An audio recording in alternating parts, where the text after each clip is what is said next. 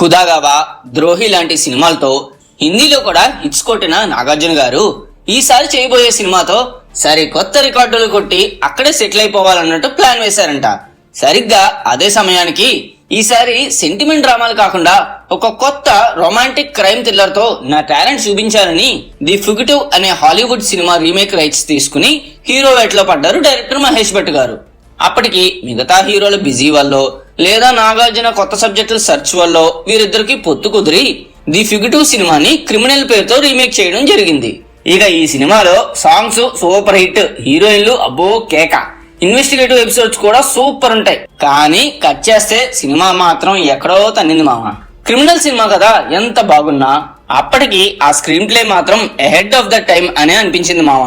మహేష్ భట్ గారు ఈ సినిమాని మన నేటివిటీకి తగ్గట్టు ఏ మాత్రం మార్చకుండా 99% ది ఫుగిటివ్ నే యాజ్ ఇట్ ఈస్ గా తీసేసరికి అప్పటి మన ఆడియన్స్ కి పెద్దగా నచ్చకపోగా నాగార్జున గారి ఫ్యాన్స్ సైతం నాగార్జున గారు please eliminate this experiment sir అని పర్సనల్ గా లెటర్స్ కూడా రాశారంట మావా. ఇంకా హైలైట్ ఏంటంటే ఈ సినిమాకి మన మాస్ మహారాజా రవితేజ గారు అసిస్టెంట్ డైరెక్టర్ గా కూడా వర్క్ చేశారు.